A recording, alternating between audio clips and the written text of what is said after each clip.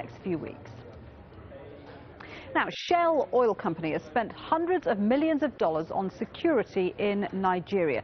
That's according to internal Shell documents leaked to the London oil watchdog group Platform.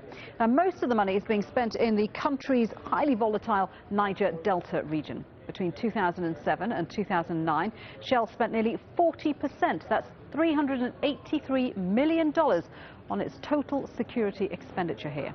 A year later, $65 million was spent on Nigerian government forces and $75 million on other security costs.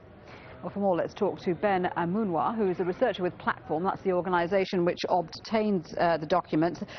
Ben, thanks very much for joining us. I know that the documents were leaked to you by a former Shell manager. Do they say who exactly the money is going to? Well, what the documents suggest is that, and our interview with the source of the information confirms, is that Shell has spent enormous amounts of money on government security forces in the Niger Delta. And what this actually means, really, is the military and the police. The mobile police in the Niger Delta region are known locally as the Kill and Go police.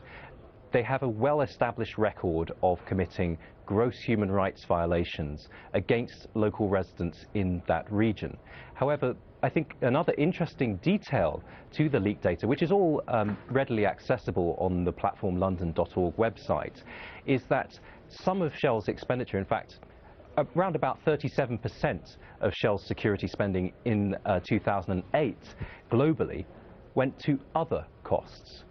Now, I asked the source of this information what other meant in Nigeria, and he was unable to say, because when he inquired about this, couldn't get any information. There was such a wall of internal secrecy around these payments that suggests that these payments were actually going towards questionable purposes. And in our briefing, but can I ask you this? I mean, clearly this is a very, very dangerous area. Shell has suffered dozens and dozens of kidnappings of its employees. 3 of its employees were killed in 2008. Why shouldn't Shell spend its own money protecting its own people?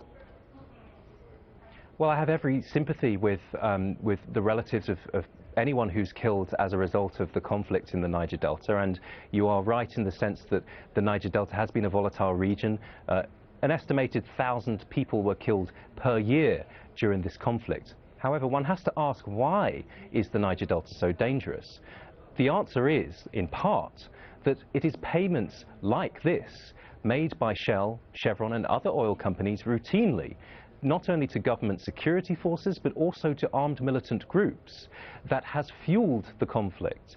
The human rights abuses committed by the Joint Task Force in the Niger Delta region, which are again well documented, complete destructions of villages and communities, have been often facilitated by payments, transportation and logistical support provided by oil multinationals such as Shell. They cannot wash their hands of responsibility here because they play an important and active role in the conflict dynamics in the Delta. But do you have evidence that Shell is giving money to armed militia groups as opposed to bona fide security forces?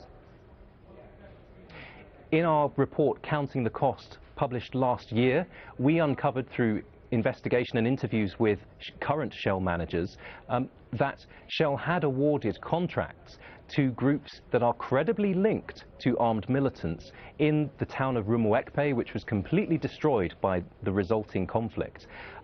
And this happens on a routine basis. It's not only Platform's research which has confirmed this. Independent investigations by Amnesty International, the Financial Times and others have also confirmed that it's routine for oil companies to pay whoever they need to operate. And frequently this money ends up in the hands of human rights abusers. What this leak shows is just the sheer scale, the vastness of the financial relationships between Shell on the one hand and human rights abusers in Nigeria on the other. Okay, well we have got a statement from Shell which I will be reading out in just a moment, but it's suffice to say Shell denies having any direct control over government forces. It says it investigates any grievances that come up as far as human rights abuses are concerned. What do you say to that?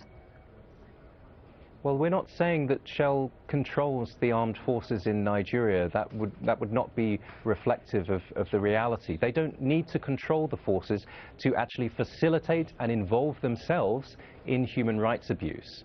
And in fact, Shell has tried to provide training for government security forces, but it has not been successful at limiting and stopping human rights abuses to occur. What needs to happen is a more fundamental shift in the relationship between the government forces and also our militant groups and the companies. They have to disclose their payments.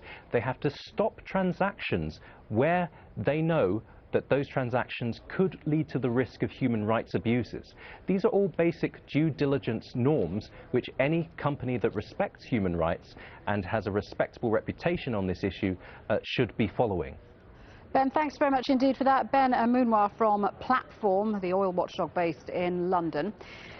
Well, of course, we did contact Shell International for its response. It told Al Jazeera